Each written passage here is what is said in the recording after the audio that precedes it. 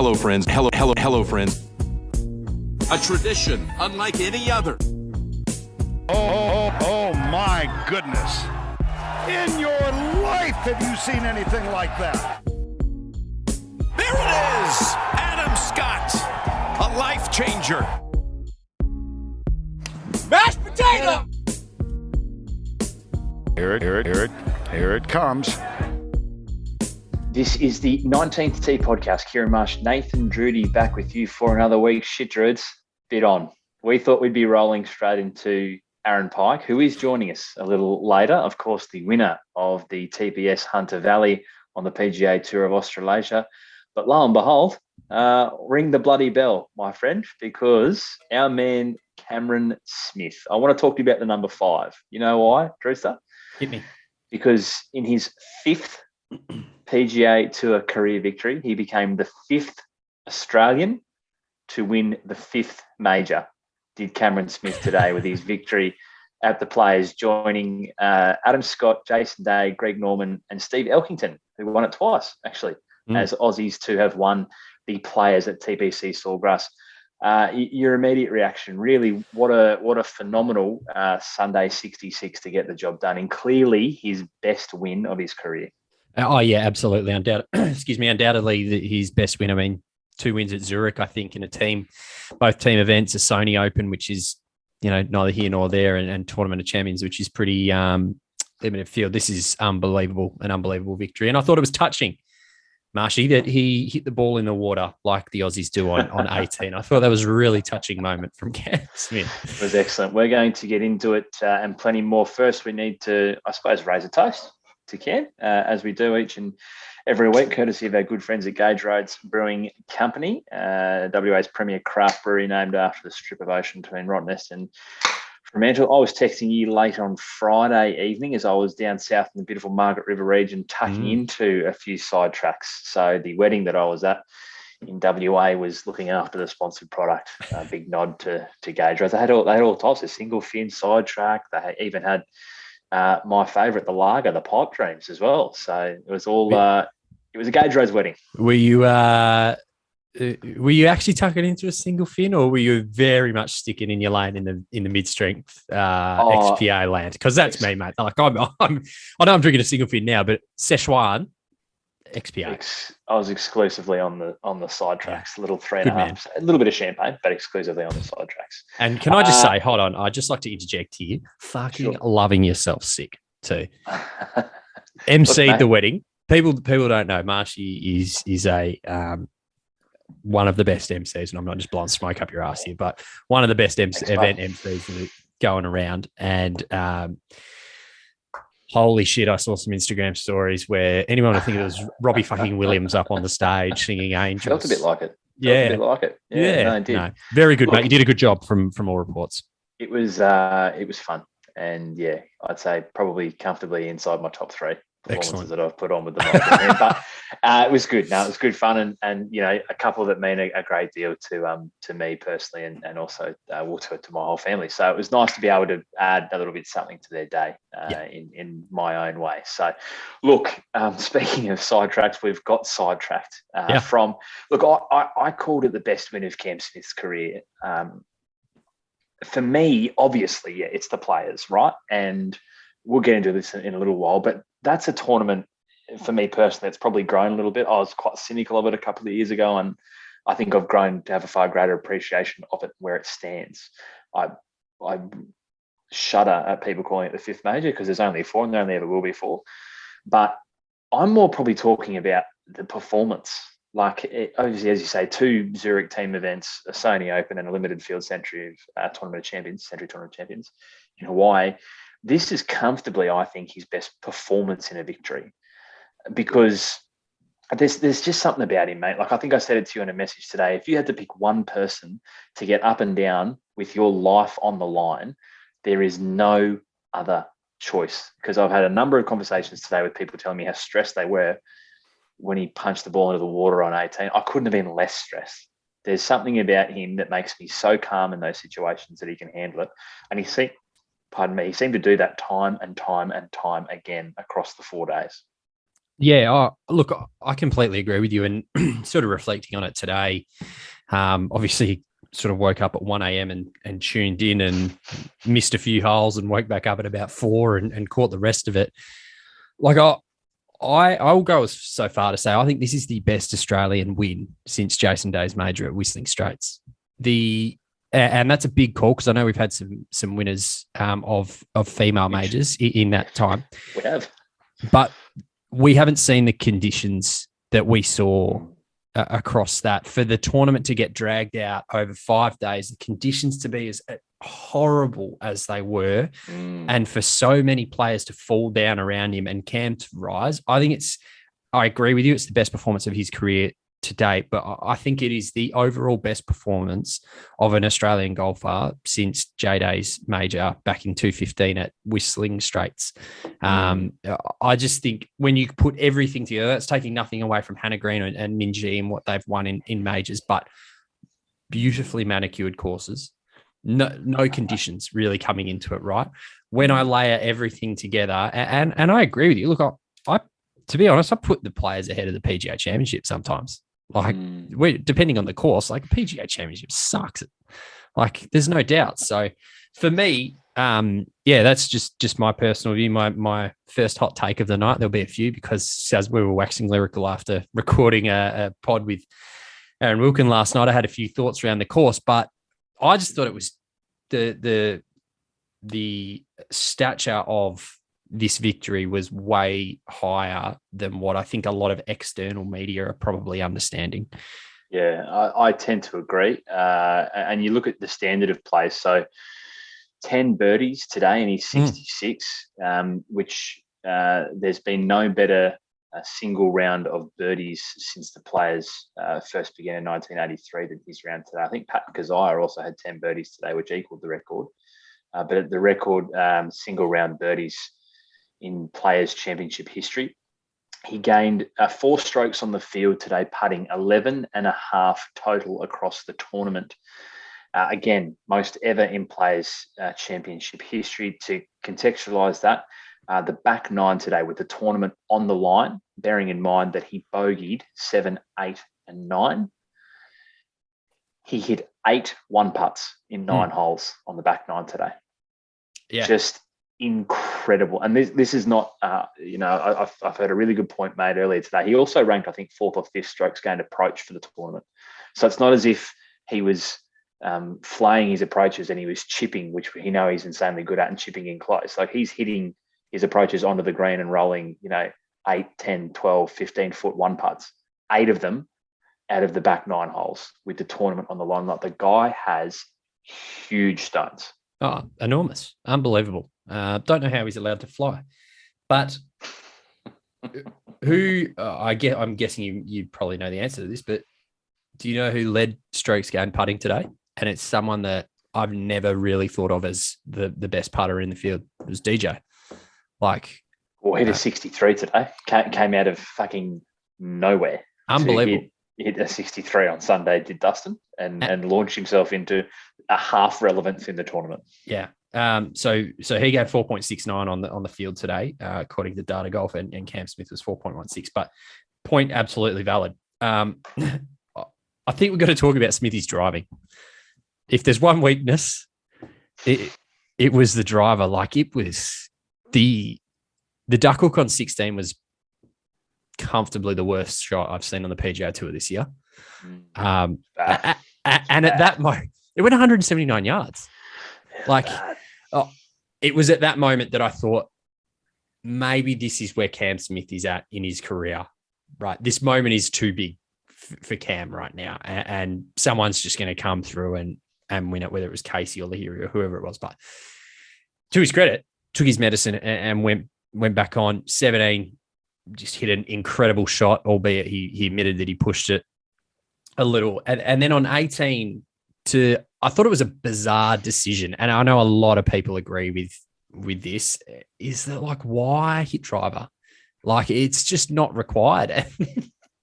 And then the punch out was just equally as baffling. And I was kind of like, the door's ajar. Like it's not, it's absolutely not over. So I thought, he ranked 68th for strokes gained off the tee this week. He actually lost, sorry, I'm just trying to pull it up here. He actually lost 1.3 shots off the tee this week.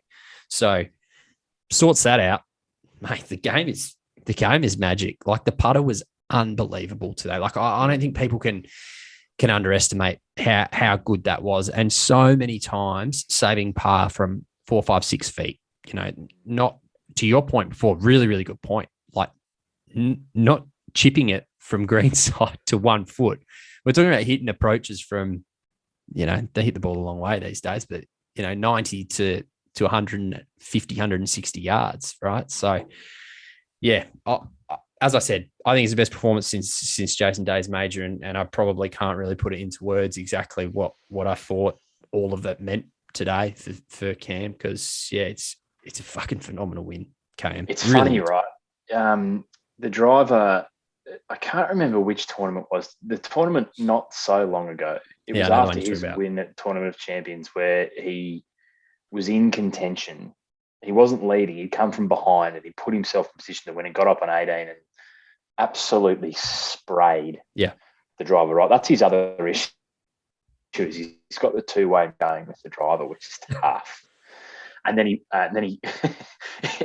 he went, I know it was a baffling moment for you, but he went for the shot in between the trees at a line that only he and Pinner, his caddy, must have been able to see. Maybe not even Pinner. Maybe only Cam could see the line in that tournament. This felt different. Even when he put the punch, which interestingly you and I were talking about, I was actually listening to PGA Tour radio on the drive in, as I like to do when tournaments are in the balance on a Monday morning. I've got to get to work, and then I watched it back, right? And I didn't. It looked innocuous to me, like it was all forearm, right? But it was a really good point that I heard made that like you either had to punch sideways like 30 foot or go for the green, because the in-between shot was always destined, given how much that fairway funnels down to the water. The in-between shot was always destined to end up in the water. But again, I kept coming back to I never felt unsafe. Like I could not have been happier that he got to drop 40, 50 yards out and hit a pitch, which he almost put fucking in the hole. Like there was almost no concern because he almost drained the chip shot, right? So there's something about him.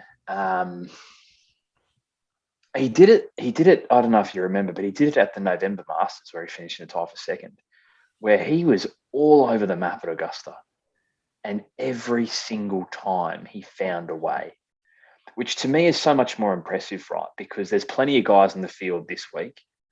Someone like a Colin Morikawa comes to mind, who is a generational talent and arguably the best iron player since Tiger Woods, but seemingly is a flat track bully in the sense that when the conditions get up and the wind blows a little bit, Colin, nowhere to be seen. Right?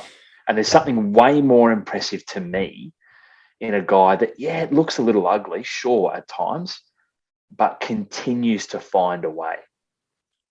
I don't know. I would watch that. Yeah, it's nice to watch a guy who's generational iron talent. I'd watch Cam Smith 8 days a week over that and the way he goes about his business. Yeah, he's got a certain quality about him that's very hard to put into words that I don't know. I completely agree with you, by the way. So is this sorry to interrupt, and I'm reticent. I don't want this to sound just do it, mate. No one's I don't you're only putting it out into the ether. I don't want this to sound too One Nation, but there's something quintessentially Australian about the way that he plays as well. He's a scrapper. Yeah. And it's not pretty at times. In fact, it's decidedly fucking ugly at times. But there's been something about him since the President's Cup at Royal Melbourne. I think that, I don't know, and we've not been lucky enough yet to speak to him, and hopefully we will be able to rectify that in the future. But I'd love to ask him about that event because it seemed to be quite a catalyst for him. I saw something today. I think got on the PGA Tour 215 to 219, 150 odd starts, one win, and a pretty nondescript amount of top tens. 2020 to now, 4 wins in 50 starts, and I think 2 or 3 runner-ups. So there's a moment in there somewhere, and whether it's the President's Cup where he performed incredibly well, like he was probably, I'd say he and Abe Answer, it was a dead heat for our best two players in the international team at that President's Cup. Whether it's that moment or whether it's something else, but there's been something since around that time, that back end of 2019 and 2020. You look at it, 150 starts for 1 win, 50 starts for 4. Yeah, is the split of that kind of end of 2019 into 2020. Yeah, 100%.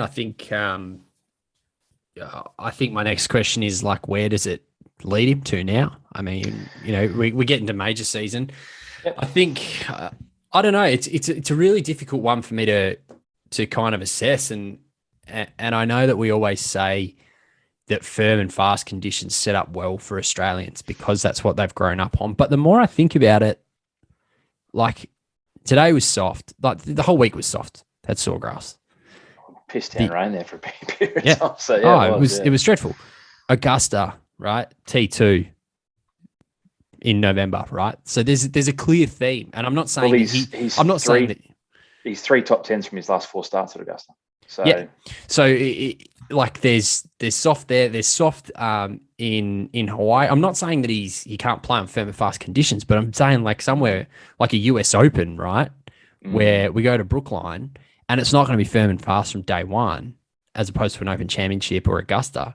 So we could genuinely see him. It could be one of those US Open-y type events where he does take the next step. And I think it'll be a big watch. And I'd love to see him win a US Open. Like, I think that would be so special for him, as would a Masters or an Open Championship. But I got to tell you, I really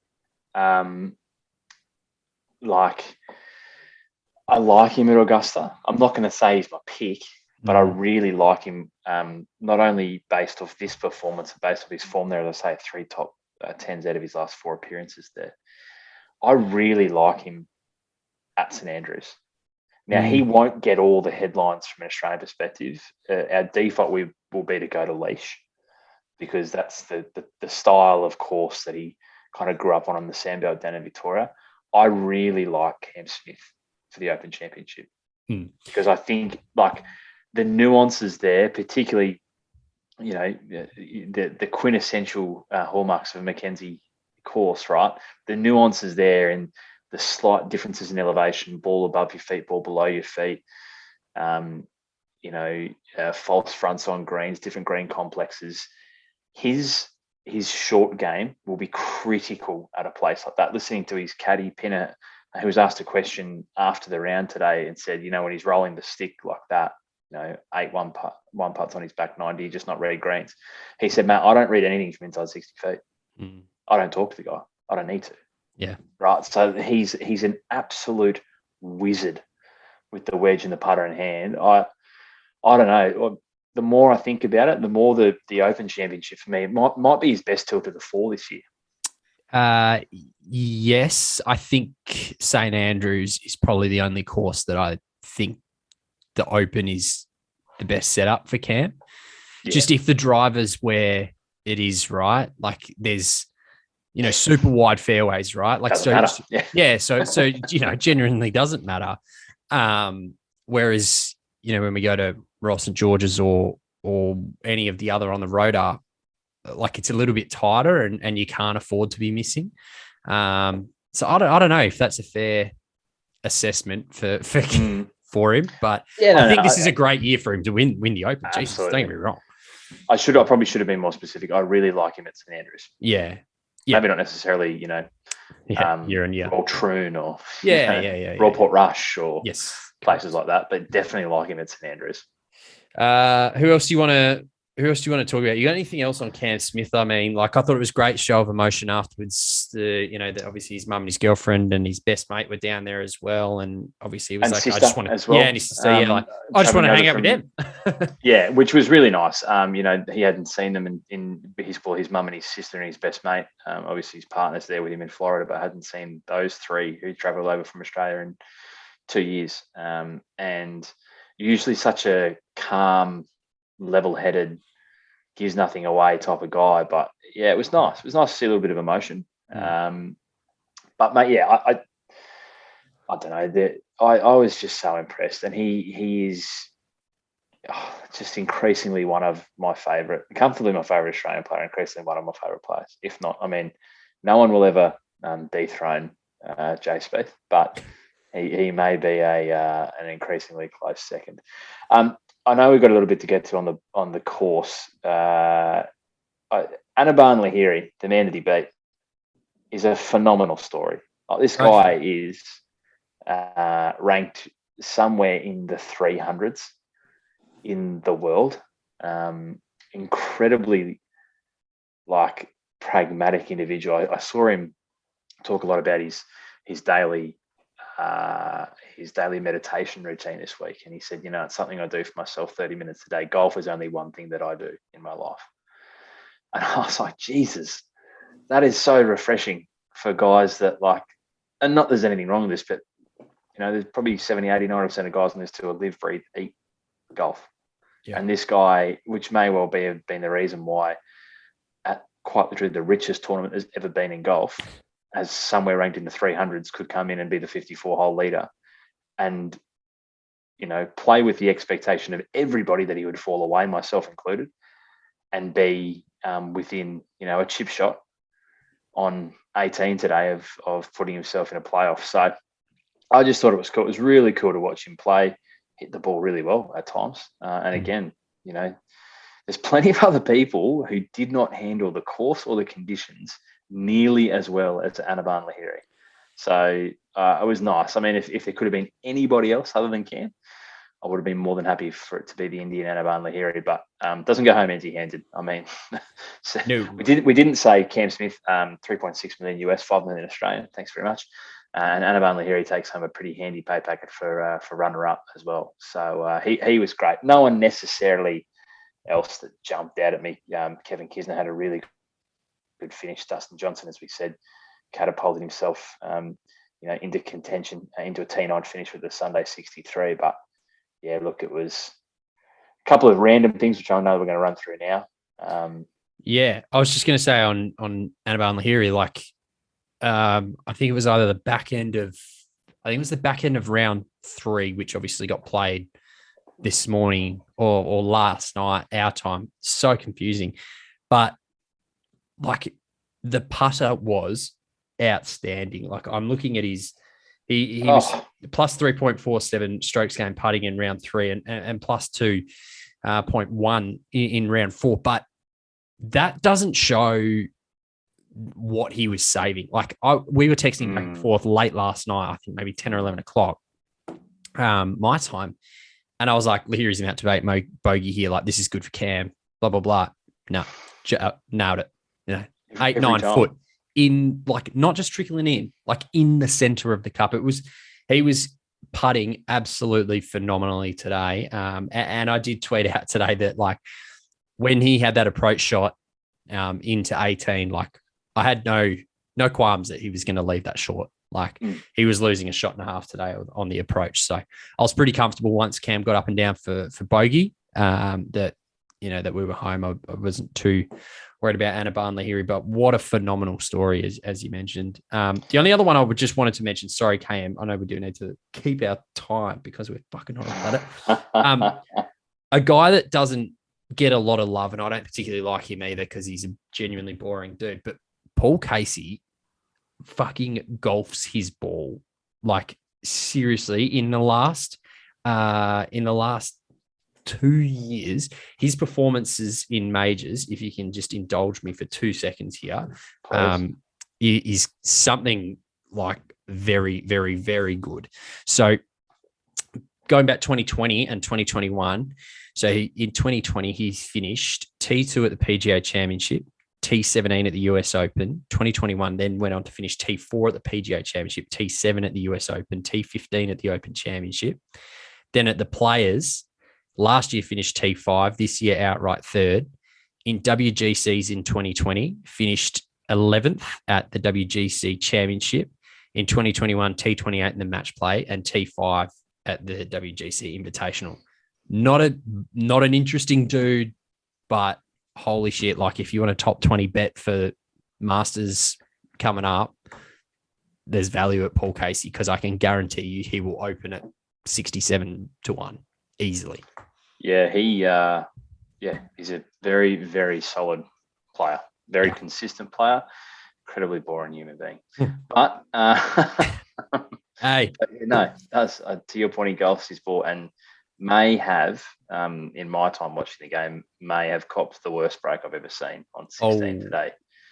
For those who didn't see, he drove his ball quite literally, not adjacent to, not near, quite literally into a pitch mark of a player who had previously played the 16th and not repaired their divot, and it was embedded, like actually embedded. And the rule is, which needs to change, that you can get relief from your own pitch mark, but not an opposing players if they've forgotten to repair their divot. So he had to hit from. It is like, of all the places that ball, a tee shot, 280, 290 yards down the fairway could have rolled into. It rolled literally into a pitch mark. Yeah, which is incredible. Yeah, so, pitch mark, not a divot. Like no, so not the 3-inch divot, a pitch mark, and it was like perfectly in there. Perfectly in there. It was like his ball had landed there. Yeah, and like grass then covering the front of the ball. It is one of the all-time great unlucky the tournament pieces. On the line. Yeah. Before we get into random facts and figures, Lucas Herbert, the only other Australian to make the cut and play the weekend, he finished 7 over in a tie for 68th. Missing the cut, Jason Day, Cameron Davis, Mark Leishman, Adam Scott, and Matt Jones. I also just wanted to say that you and I were texting late last night, and I can't remember exactly what you said you thought was going to be enough to win the tournament. I just know that I said 12. You did. Well done. 13. I did. I also texted you and said, do you think Louis a chance? Because he was there, and then he just completely fell off the face of the earth. I think he finished like T30 something, didn't he? Let's have a look. Yeah, T42, shot 4 over. 42, shot 76. I think my answer was yes, but obviously absolutely not. At the same time, to the question, does he have a chance? It was. I want to kick off the random element of the news here with you text me last night. Geez, there was some rubbish going back and forth. Good shit. That you wanted to kickstart a new segment, probably a working title. So, feel free to drop us a line if you've got a better idea, something like the missing persons unit. You couldn't neatly articulate exactly what you meant. Yeah. But I saw one performance today, which I think absolutely hits the nail on the head. Right. Keegan Bradley, where did Keegan Bradley finish today? He finished 7, I think. 5th. Yeah. Finished 5th. 4 shots back. He went double on 17 and a bogey on 18. So he pars those 2 holes and he finishes 1 shot out of the lead. Where the fuck has Keegan Bradley been? And how did he, in a matter of minutes, become relevant at the tail end of the players today? So, again, you couldn't neatly articulate what you were talking about last night, but I saw Keegan Bradley today, and I instantly knew that's exactly what you're talking about with our new missing persons unit. Yeah, no, that's a very good call out. So essentially, the missing persons unit is a player who has been around, e.g. Keegan Bradley, who won last year. Won a major. And he's won a major and won last year. Yep. It's fucking insane that Keegan Bradley's won a major. Just my mate Buster reminded me that Martin Keimer's won a major the other day. Holy shit. The German. Yes. Anyway. Martin. Great call on Keegan Bradley. The other 2 that I've got in there at the moment, and I would welcome any nominations from the field, Gary Woodland. Absolutely. He could be the president of the missing persons unit right now.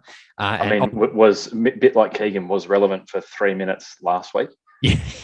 Until duffing a bunker shot like a foot in front of himself and having to hit again. Yeah. Horrible. And a sad one to put in.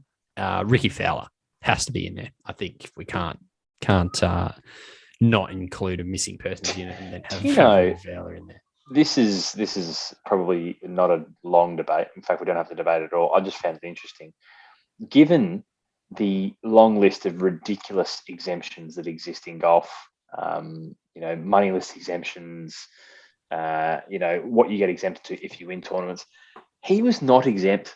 He's a previous winner of this tournament, which the PGA Tour elevate as the 5th major and have turned it into the richest tournament in golf's history. As a previous champion of this event, he was not exempt to play this week. Yeah, no, but it's all right, mate, because Larry Myers is coming back to play the Masters for the 58th fucking time. Yeah. What a waste of time. Yeah, I found that really weird. Don't get me wrong, he doesn't deserve it on form, but we've said this before. Golf's better when Ricky's playing. Yeah. And golf's better when Ricky's there. And the guys won the fucking tournament and couldn't get a start. Anyway. No. Where do you want to start with random golf news? Because can I nominate one for we've been waxing lyrical on this. Can I start with random golf news? Please. Goldman. I think we have to start at Goldman. Fascinating. Talking about Ricky Fowler. So maybe can we contextualize Goldman for people who maybe weren't glued to the telecast? It was on there enough. But he went into the missing persons unit. He was there on day one and then disappeared for like 36 holes and then came back again and then disappeared again when the tournament was at the business end. Jay found him. Jay found him. He was in the lake. He was in the lake that surrounds the global home of golf. He was. So this mixed reality. Mixed reality is the term. Yeah, AI or fucking AR or VR or one of those things. It was the gold statue that is the logo of the players. It's the trophy. They brought it to life through mixed reality and allowed it to hit a number of shots through the broadcast. Iconic shots through the broadcast across the 4 days. So just to be very clear, it wasn't in person. Like if you were at TBC or Russ, you couldn't see robotic Goldman. It was superimposed into the broadcast. Yeah. But with like the actual setting of what was happening real time in the background. So as an example, they got Goldman to recreate Tiger's infamous putt from the players. I think it was 2001, maybe. But it was literally there were people in the background on the broadcast, like on their phones. Yeah.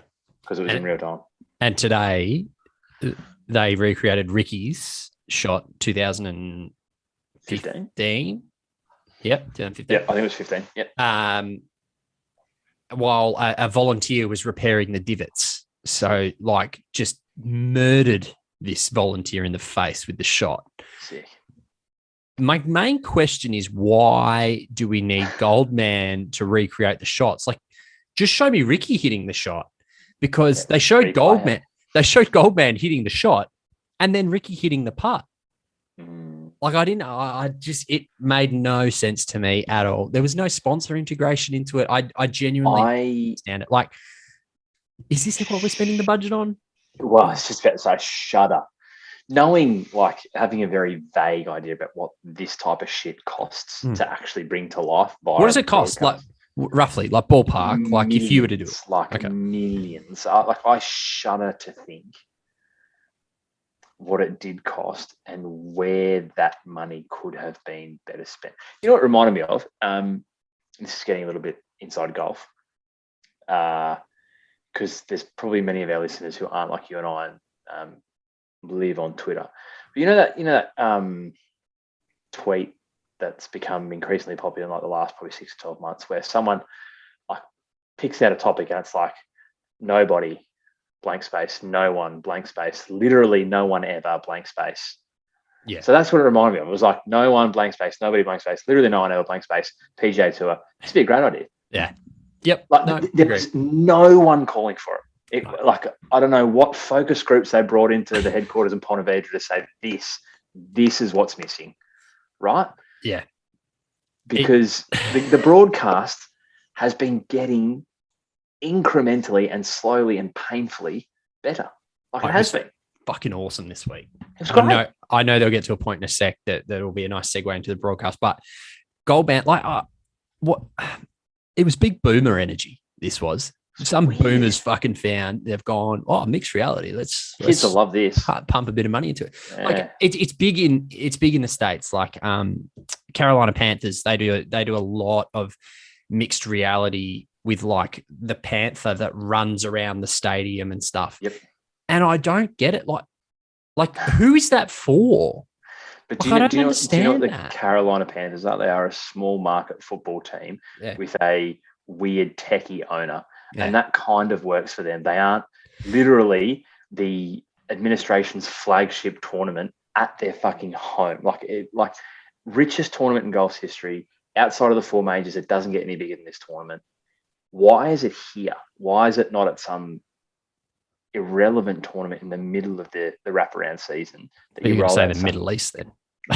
Well, that you wrap out some, you roll out some like different ideas. Yeah. It was jarring for what this tournament was. It was very, very, very odd. But look, good on them, trying new things. Can we go to the broadcast, because that is a good segue into a piece that you raised that was very cool. Yeah, so I thought it was great. So, I mean, to be fair, I think it's been getting better. I know that we don't have the same gripes as people watching it physically in America do, because it's a bit weird. Like we take a world feed that's punched into K or Foxtel, however you watch it. And then obviously there are some subtle differences around ad breaks and things like that. But for the most part, we get like the CBS feed or the NBC feed or the Golf Channel feed, whatever. And I think, I know there's been a change of hands in production in the last 12 months for, I think it's CBS or it might be NBC, one of the two. And that there's been a noticeable difference, just subtle things like the live leaderboard, right? And then showing me the person on the screen where they are relevant to the leaders. That seems pretty rudimentary, but up until like 12 months ago, it didn't exist. Yeah. So small incremental gains have been getting better. I saw one thing which like was unreal on the weekend, and we spoke about it today, and we both noted it. So wasn't Friday because we missed Friday. Saturday was carnage. I think the easiest way to describe it is by rounds, because the days are just irrelevant. It's like being on holiday. Round 2 was absolute chaos. And most of that was focused on the 17th, right? And guys who continually thought that they, despite all of the precedent and all of the examples that go before them, could defy physics and lift a wedge up into the air into, insane winds and land it on this postcard green on the 17th and not in the water. And there was a great graphic, which I thought, like, let's lean more into this stuff. Show me this. More this, less goal boy. Like more this, less goal boy. So after a period of time, they threw up a stat, and it was green. So this is for all of Saturday. Green in regulation average relevant to the apex of your tee shot on 17. So how often you hit the green relevant to how high you hit your tee shot on 17, given the wind. And guys, for context, taking it between a gap wedge and like an 8-iron. That was the variance on club choice. So 70 foot or lower, 75% green and reg. 70 to 90 foot, 56%. So almost a 20% drop off. 90 to 100 foot, again, 35%, again, a 20% drop off. And then some idiots were hitting it 100 foot or higher off the tee, and they were hitting the green at 28%, so less than 1 in 3 were hitting the green at 100 foot or higher. That stuff, when I see the amount of water balls on Saturday in round 2, when I see Brandel Chambly losing his marbles over 17 in the way it's designed, give me relevant statistical analysis that tells me that, in fact, sure, it's a bit of a novel hole, but how many times do you need to see something play out in front of you for you to think that you're different? And it shows you that 75%, 70 foot or lower, 56%, 70 to 90 foot. Just pick a better club, hit a better shot, execute, rather than throw it up into the wind. Like, that's the sort of stuff that I want to see on the broadcast, not Gold Boy. Yeah, no, I agree. I like golf has a reason I've never got into baseball is because I don't understand the statistics. Golf has as many, it's because you don't get on base, man. You don't get on base. But like, I understand getting on base and I understand an RBI. Like, I get the intro level stuff, but there is so much analytical crap that goes on in baseball that when it flashes up on the screen, I have no idea what it means. Golf has that and more. And so when they delve into those sort of insights that you've just pointed out, like it's outstanding. That helps me as a viewer, as opposed to them saying, oh, well, Cam Smith's hit it to 4 feet. Like, cool, I can fucking see that that's what's happening on the screen. Like, I don't need you to tell me that that's what's happening. Yeah. Give me why that's happening. Like, that's so much more important. So I thought it was amazing. I thought they did a really, really good job of the broadcast, and I truly hope that continues into major season. I know the broadcast negotiation is very complicated in the PGA Tour, but I thought it was excellent this week. Talk to me about the course. I know you got some thoughts. Yeah, look, I thought, first and foremost, I just want to say what a phenomenal job the Sawgrass agronomy team did. Like, it was truly phenomenal. I know we're going to, we'll hear from Aaron Pike in a little while about what happened at Hunter Valley and how they managed to sort that course out. But this was unbelievable. Like, they've got a version of Sub Air, I believe. It's not Sub Air traditional, but a version. Yeah, a version of, and just phenomenal. I don't know. Look, this is an unpopular take, but like I think 17 is so fabricated. Like, like it is on a course where there are so many good holes. Like, you look at how 18 beat people up this week. Like, that's just a well-designed golf hole. Like, for me, and like, I'm not saying I hate the hole. I'm just saying, like, it's fabricated drama, right? Like, it's you can take that island green and put it on any golf course in the world, and it will achieve the same thing, right? It's a novel piece of architecture. There's, the ridge in the middle. Like, the amount of times that it was just like pin position on round 3, that front pin position was like, get it to the top of the ridge and watch it roll back and bang. Like, it was close. Some people overspun it, went in the water, but most people landed it close. Like, I just think there are so many other great holes on that course. Like, I really like 16. I think that's a really good hole.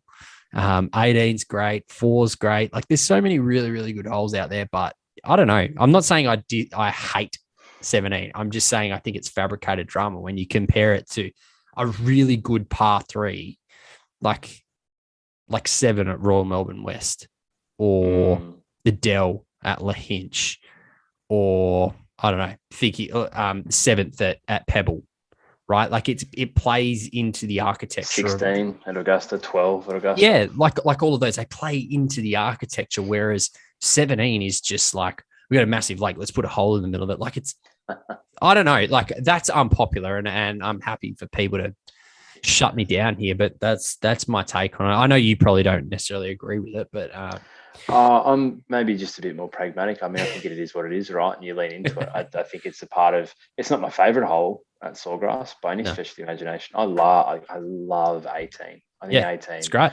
I can't remember the year, but it was floating around a fair bit before the start of the tournament.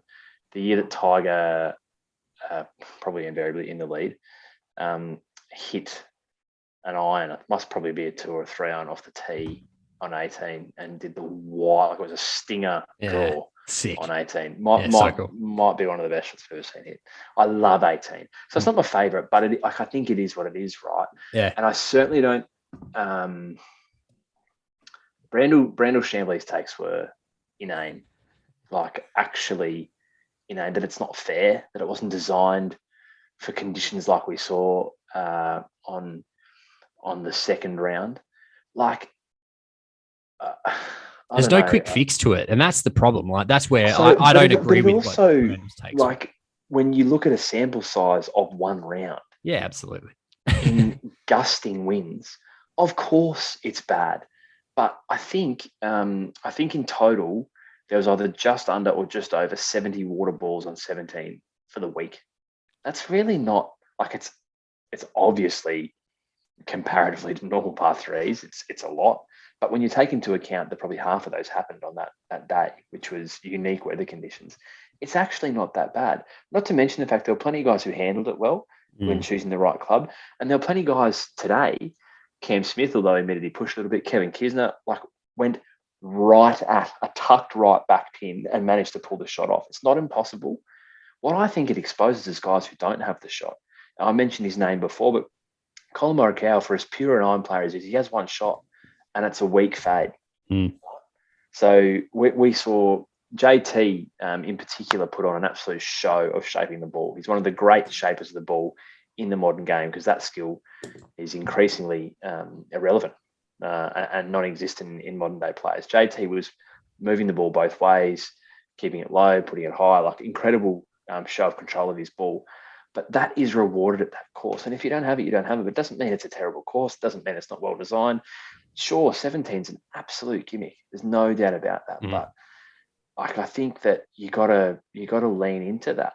It's not going to change. It's such a classic Pete Dye design, right? That hole, and Alice for that matter, shouldn't take anything away from Alice Dye. But yeah, I think that if you take it in context of what it means to that course, it's the signature hole, but by no means I think the most important hole on that course. And if you can get away with 4 threes through 4 days, and that should be your focus and move on. It is what it is. I agree. I think you hit the nail on the head. It's a gimmick, right? That's why it's so jarring for me, because you've got this amazing Pete Dye course, and then this fucking island hole that just can move anywhere in the world. It's I know it's so iconic to TPC Sawgrass. Everyone knows it from TPC Sawgrass, but for me, I'm just like that. There is nothing that couldn't be replicated anywhere else. You look at the Hinch, the Dell, right? The 5th at the Dell. You can't pick that up and put a mountain in the middle of a part 3, right? Augusta 12, you can't put a lake. Anyway, we can debate it. Would you pay, my question to you about this was, would you pay $850 to play TPC Sawgrass? No. Yeah, I don't think I would either. No, I wouldn't. I think I'd pay it to play Pebble.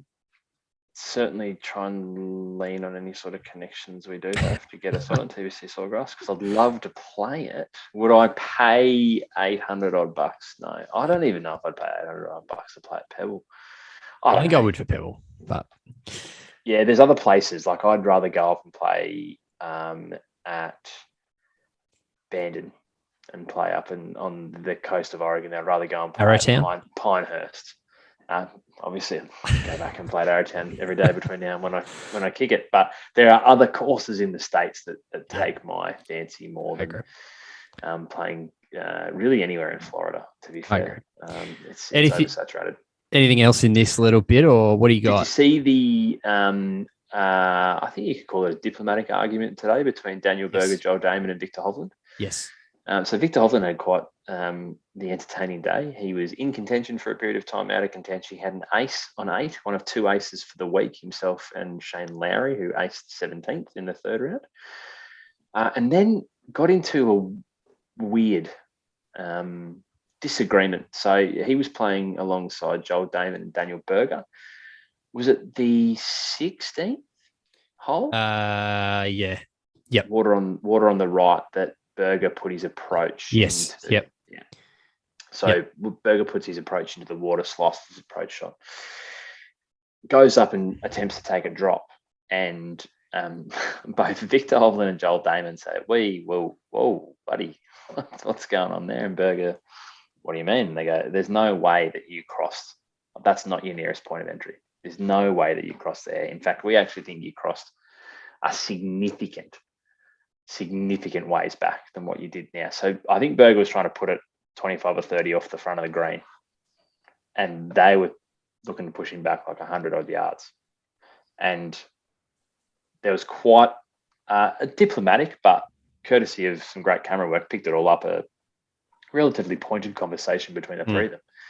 Berger saying there's no way, this is where the shot went over. And they say, we don't think you sliced it that dramatically. We think it started left anyway and kept going.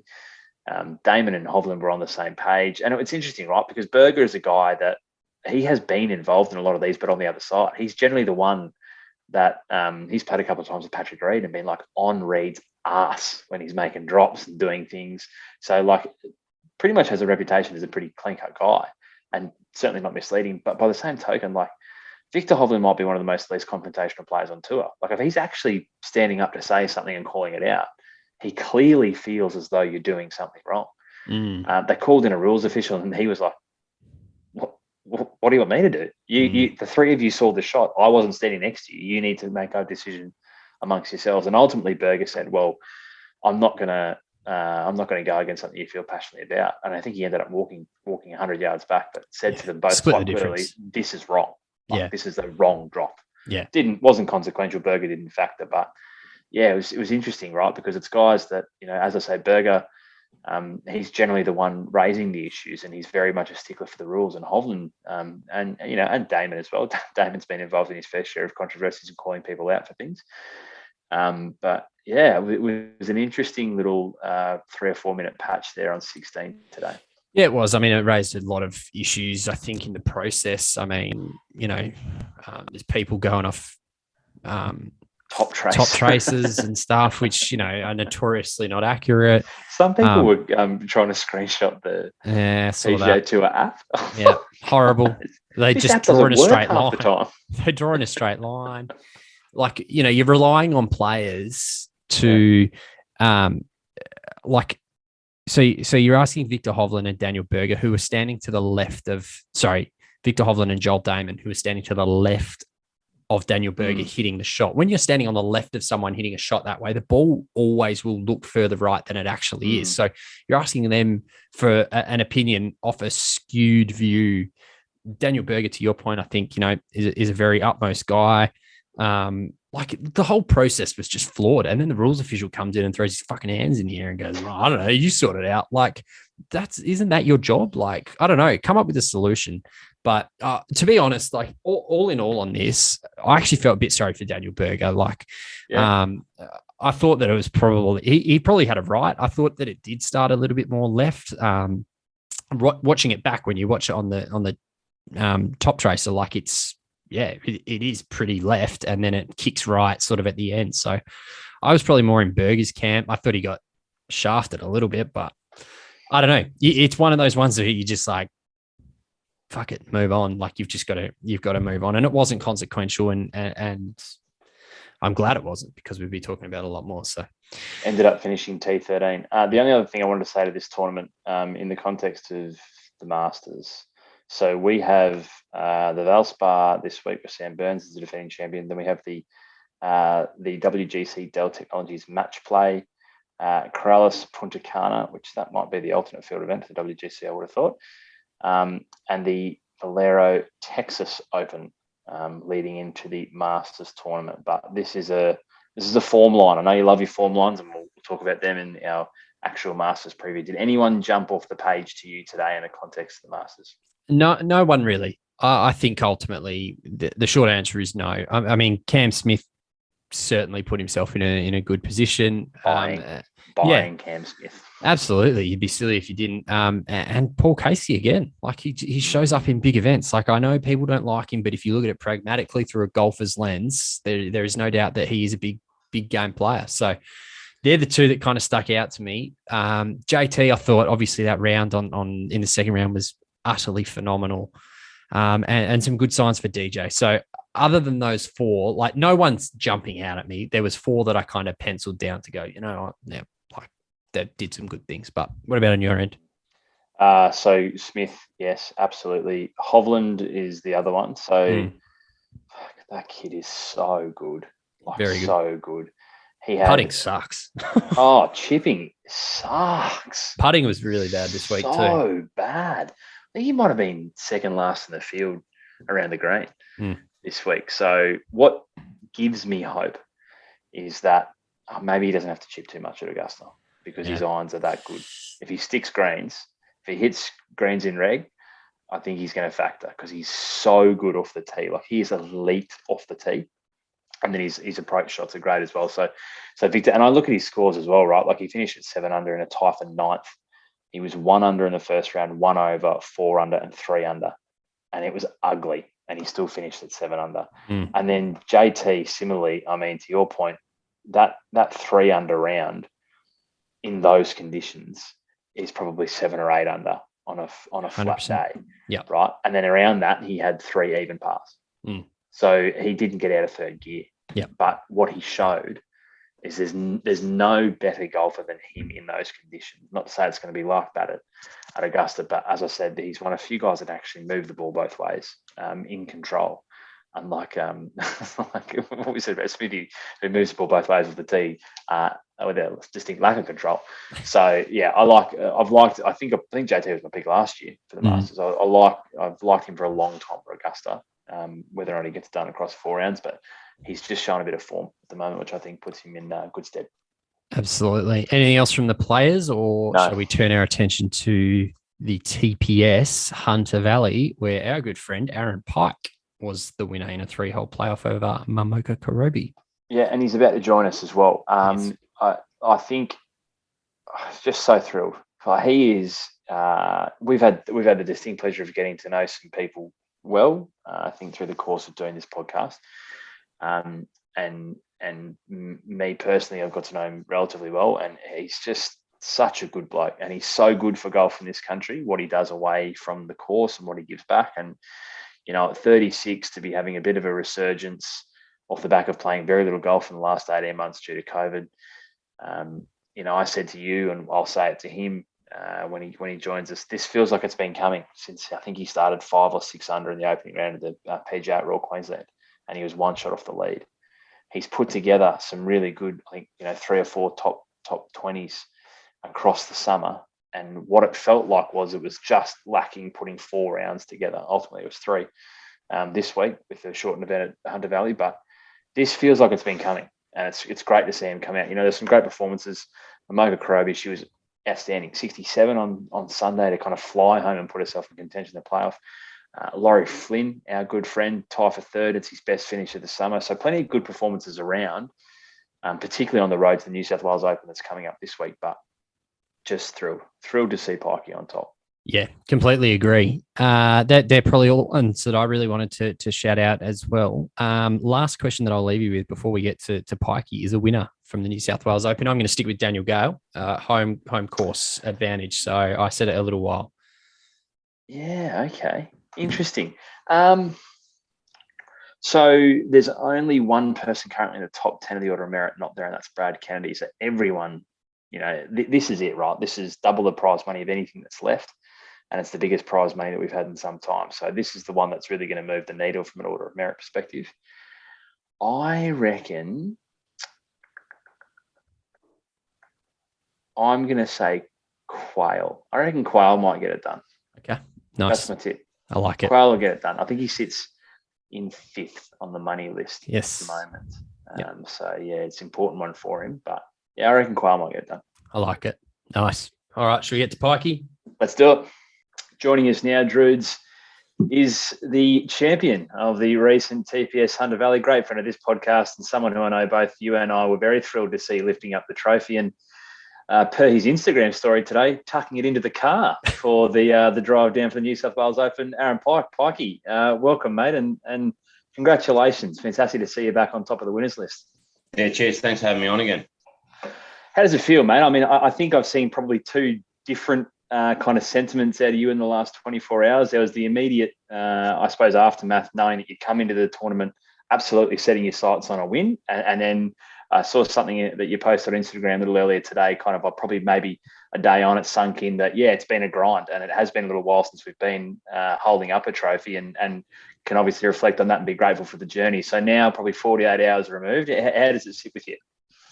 Yeah, realistically, the grind part was always there. I've not sort of shied away from how hard it is to, can compete, let alone win. So realistically, that never disappeared. There's obviously elation and all that kind of stuff, that the good things and so forth. But it just validates the work you're doing. It validates the long hours, the time away from friends, family, on the road, in a hotel room, these kind of things. So, yeah, it's a pretty quick turnaround though, right?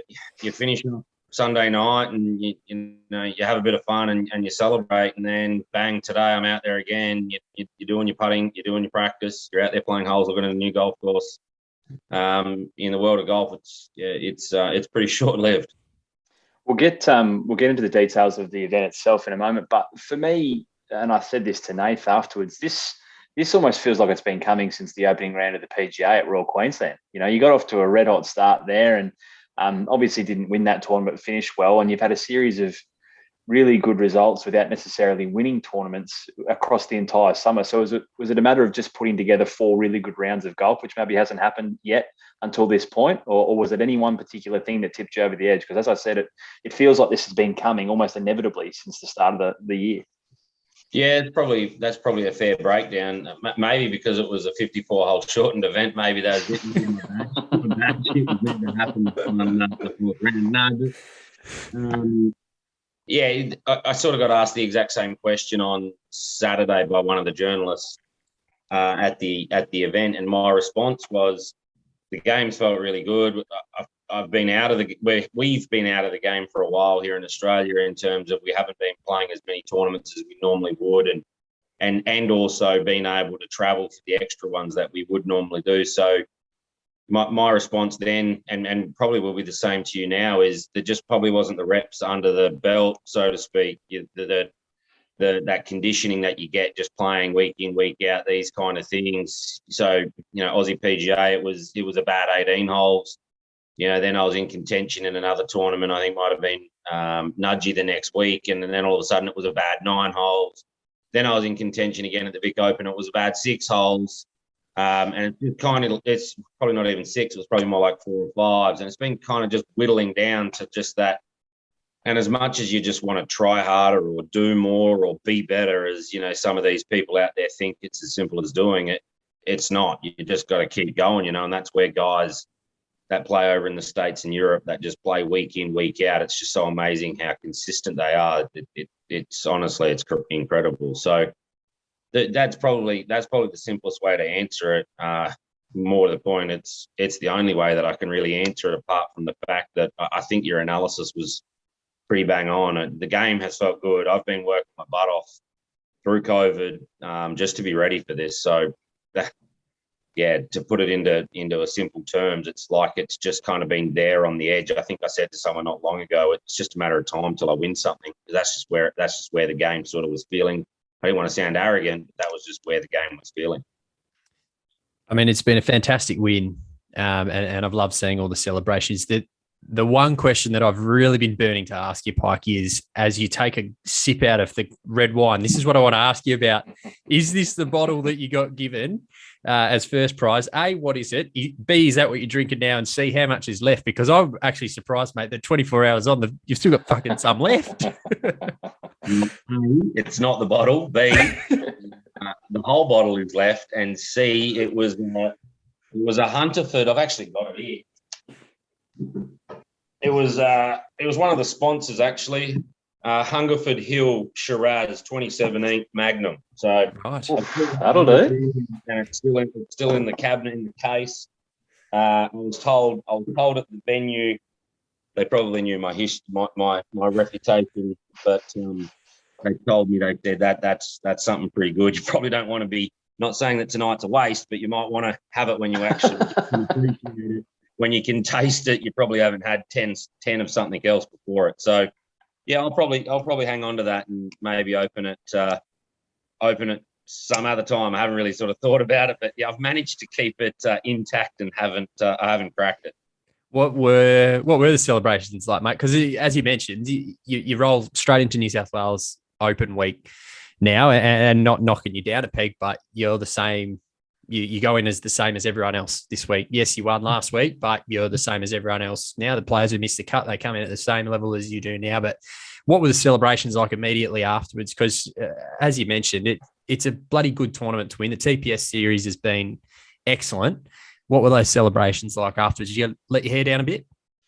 Yeah, I think you've kind of hit it on the nail on the head just there quickly, just talking about the New South Wales Open. It's, you know, being straight around. Everyone starts at zero again, right? Like we're on the exact same score. Just you roll around Thursday and it's all equal. You can do exactly everything, exactly what you thought you needed to do the week before, but it means diddly squat now, you know? So that's where you got to get the ego, you throw it away and you start all over again.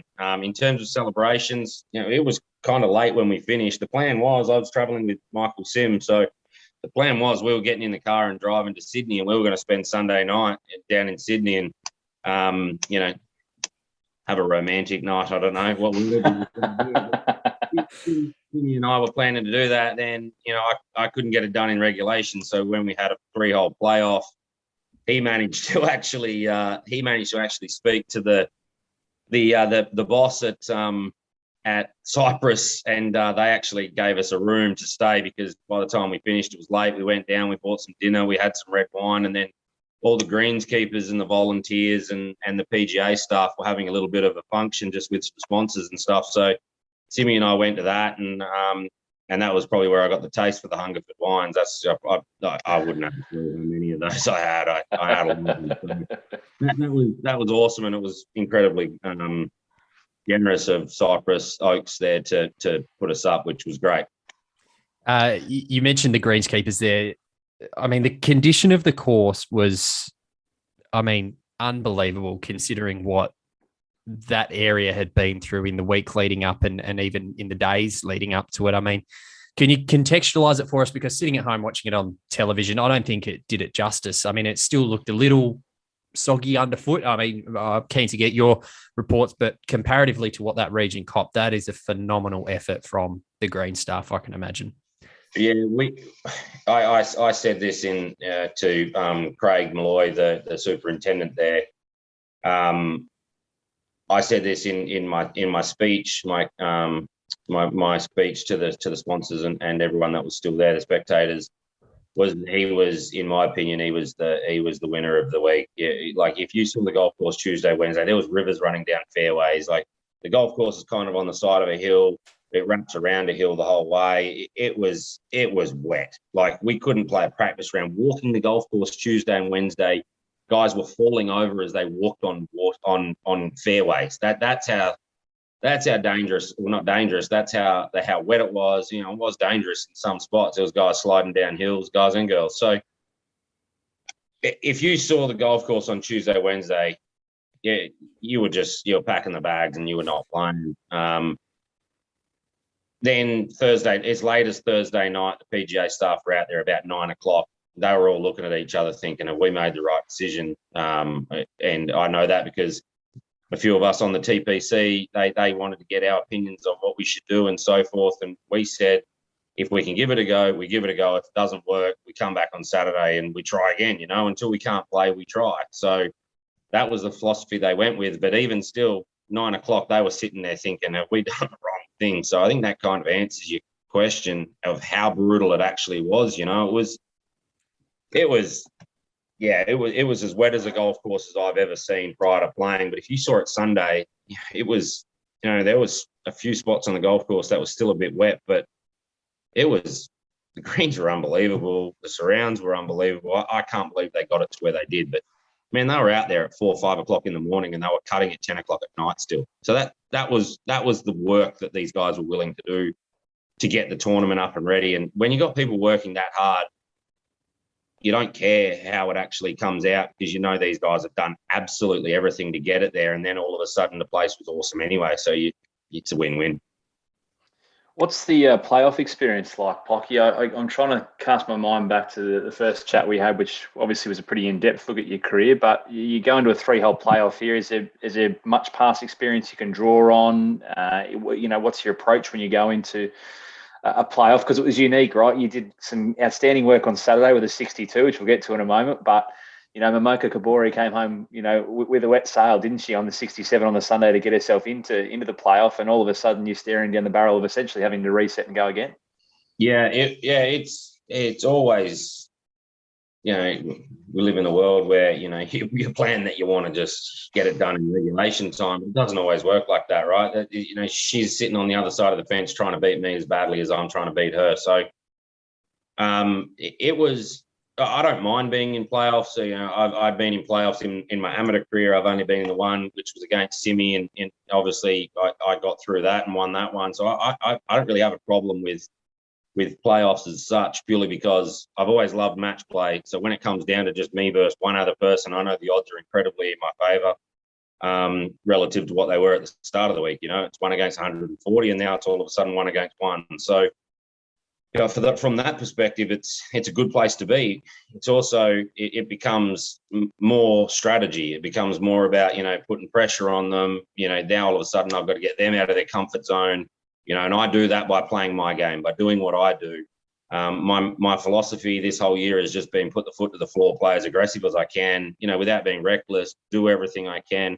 And I didn't stop that. So my plan was to just keep trying to pile pressure on her, and either I get away with a birdie or something miraculous, or she didn't play the hole as well as she probably could. So, but I said this as well on Sunday night. I played with her at Rosebud at one of the TPS events. I got off the golf course and I said to the boys, she's a bloody good player. It's not a matter of if, it's a matter of when she's going to win one. So it didn't surprise me to see her in that playoff. It didn't surprise me to see. I think she's probably been in the top 10, I reckon, in every tournament that we've played. All the TPS Big Open, I think she might have finished top 6 or 7. Like, it's just she's a class player. So I knew it was not going to be easy to beat her. How have you found the mixed events so far this summer, Pikey? Because obviously we've had a couple of different forms, whether it's an event like the one on the weekend or Murray River, where it was a genuine mixed event, or playing adjacent to each other like you did at RQ. Obviously, Hannah's win down at Murray River got kind of global headlines, making history as the first female to win a mixed event. And we seem to, when I say we, I mean Australian Golf seems to have pioneered it in a lot of ways, because it's not, save for I think the Stenson and Sorenstam event over in Europe, not really done very much at all around the world, but it seems to have become quite embedded in our summer. So from your perspective, how do you find playing the mixed events? Yeah, really don't. Anytime we've got more events, more prize money, more opportunity, I'm a huge fan of. I think it's going to be, it's interesting at the moment playing against the girls, because they're not actually filling all of their spots, because we've had so many COVID restrictions in terms of a lot of the international girls. One, it's really expensive, and two, they can't really get here or haven't been able to get here to fill their spots. So when we actually start filling those full field women, when you've got another 25 Mamukas and Cassie Porters and Hannah Green, she's top 25 player in the world. She's going to contend in any tournament that she puts the ball in the ground. When you've got another 25 or 30 of those girls, like at that level, I think these boys are going to get a real shock as to how good these girls can play the game of golf. So, and whether or not that means the golf courses have been set up too much in our favour or too much in their favour, it's a work in progress, and they're going to figure that out really quickly. But I think 2023, whenever they have them on, when they start to fill their fields, I think the concept, as you said, is on great strength, and I think it's going to go a lot stronger when they genuinely start bashing the door down to beat us. Take us to Saturday. You probably haven't hit too many better competition rounds than a 62 like you did on Saturday. The putter really seemed to be the difference. I don't know if you felt that as well, but watching it, like you were rolling everything in with the flat stick. Was that the catalyst for a 62, or did you find that it was probably just everything was going right? Yeah, to be fair, everything went well, like it was one of those rounds. It was quite weird. I come off the golf course and I was leading by 3, I think. And everyone was kind of like, how'd you shoot 62? Like, where'd you do that? Like, did you not play a couple? And I was like, I kind of thought to myself, well, I made a couple nice par putts on 14 and 15, but I was like, I didn't want to sound like a dick and be like, man, I missed like 5 or 6 10 footers that I'm thinking I left some out there. I'm not, it was strange. I think I hit 16 or 17 greens. I might hit 16 greens. So I've had a lot of good looks. The greens aren't the biggest, so if you're on the green, you're going to have a good look. But the key is I played late Friday, early second group out Saturday. We had really wet greens, spike marks on them, which you can't do anything about. You've got 140 people walking across the green. Then all of a sudden I roll out there Saturday morning and they're like carpet. Not a person's been on them, and I just keep hitting it to 7, 8, 9, 10 foot. And I just was seeing them. I was just seeing the lines. I was seeing the middle of the hole. I had the pace of the greens, and I was just pouring them right in the middle. So I hit a lot of good shots to give me good chances. Then all of a sudden I'm putting on carpet, and then kind of sort of late in the round, I missed a few that I thought were really gettable. But it is what it is. But yeah, to shoot 62 anywhere is pretty good. But Sunday, I think for me, and you can tell me to shut the fuck up here because this could be a completely wrong take, but for me, watching on TV, obviously bogeys on 3 and 5 on Sunday, but that stretch then afterwards of 6, 7, 8, and 9 where you saved par, that for me was a really, really critical part of your round, and then you jammed a really nice shot on 11 on that par 3 to make a birdie, and then things just kind of clicked back into gear. But those par saves could have so easily turned into a couple more bogeys, and all of a sudden, you're finishing back in the pack. Like, can you maybe is that fair assessment? That sort of middle part of that round there that really kind of held it all together, and then hitting that one shot on the par 3 brought everything back to life for you. Yeah, I in some ways, I wouldn't. I'm not going to tell you to shut the fuck up, but in some ways, you're right. In some ways, it was. I never sort of wavered from. I never sort of wavered from that. It will be okay. It will work. What I'm doing is working. So I actually had some nice looks at birdie on 6. I might have had like a 8 or 9 footer, 7, probably about the same distance. 8, maybe 10, 11 foot. 9, I had a really good look at birdie, and 10, I had a really good look at birdie, and they just weren't going in. I kind of just said to myself, you just got to keep doing what you're doing. It worked up until now, right? It's worked all summer. It's worked in every event that I've played in. You just got to keep trusting the process. And I just went back to what I wanted to do, and I've been working really hard on the mental side, so it was more about doing what I needed to do on the mental side. Which I did, and I did it really well, and I just had the perfect number into 11. It's a tough little par 3, but it might have been a horrible number for other people, but it was perfect for me, and I just jammed it in there to 2 foot. It was a tap in. 12's a really tough par 4. Made a nice par there, and then I nearly holed it on 13, and it was just. The way I would say it is something that I've tried to really hard work on is being comfortable at being uncomfortable. So. And I would say that was at that moment I was like, okay, like it doesn't matter how nervous or anxious or worried about, this or that or whatever it is. If you just stick to what works, you can produce and just keep doing that. So then, 14 and 15 had another really good look. It was just a matter of just staying patient. If I run out of holes, I'm going to run out of holes, but I'd rather live and die by the sword.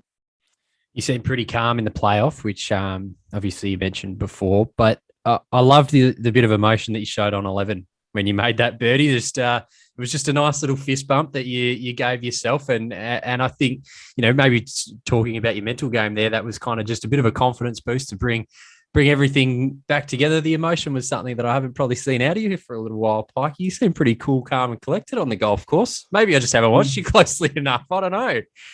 Yeah, I tend to show a little bit of emotion, but I'm really good at letting it go. But in my biggest criticism that I either have of myself or the guys that I work with mentally, that they would say is I'm too keen to show the negative emotion and maybe not enough of the positive emotion. So what you said there is, you probably didn't see me react too much about anything early on because not that nothing good happened, but I wasn't getting any great results, so to speak. I was doing the right things process-wise, but then when something clicks and works like that, you've got to pat yourself on the back, right? If you're not your biggest fan, who the fuck is? So I had to let myself know, well done. That was really good, and let's keep going. Let's do it again. So it's that affirmation that that the brain needs, and then you just put it into practice. So and then you walk up, you got a really tough tee shot. I don't know if you guys have ever seen the tee shot at 12 at Cypress, but I'd rather play TPC Sawgrass 18, 2 in front like Cameron Smith, and still have to make par to win that tournament and that tee shot. It is unbelievably tough. Mate, 2 quick ones before we let you go. So we fast forward to this week. We know you in preparation mode now for New South Wales. I read a an article last night that, and it may have changed today because he may have put in his entry, but as of last night, Brad Kennedy was the only person in the top 10 currently of the Order of Merit who wasn't at Concord this week. So it all feels like, given it's the biggest purse remaining, that everyone has really set their sights on the New South Wales Open. Obviously, the top three finishers in the Order of Merit get their European Tour cards. We know now that the top finisher, not otherwise exempt, will be heading to Brookline for the US Open. So this feels like a bit of a turning point in this tournament in particular. There's obviously 4 events left afterwards, but nothing in the vicinity of this purse. It definitely feels like a bit of a pressure cooker this week coming into New South Wales. Yeah, it should be good. Every single one of these events has been like that. Like if we somehow got one of those graphs and it showed the top 10 Order of Merit since the Australian PGA, it would just blow your mind the fluctuations that we've sort of seen. So I'm 6th now. I might be 10th by the end of this week. I might be even worse. You got no idea. It's a good spot to be in. I've only got 5 guys in front of me. In terms of my perspective, I haven't set myself a goal in terms of top 3, top 5, top 10, top 20, win the Order of Merit. I honestly haven't, because when Aaron does that, problems happen, to be fair. It doesn't perform that well. Pressure comes on that doesn't and shouldn't be there. The biggest thing I've been working on, I said it earlier on in this chat, was it's ever since the Australian PGA, and I had a good result there, it's just been foot to the floor. Let's play as good as we can at every possible moment. Let's hit every single shot as good as I possibly can. And then when it comes after the NTPGA, we add them up and we see where we are. I honestly, I'm not getting too far ahead of myself, but that doesn't change the fact that, we're playing for double the prize money this week. We've got blokes only, so there's no girls in there that are going to be taking prize money off guys, which is a big thing, Like I run first last week, and the next prize money for a bloke is his third prize money. It's tied third prize money, so that's a huge gap that I've just picked up on those guys. So those little things, you don't even think about, and I kind of didn't think about till about 10 seconds ago when I was just having this chat with you. So, we've got a strong field. We got all the boys are here, like you say. Brad's not here, but everyone else is there or thereabouts.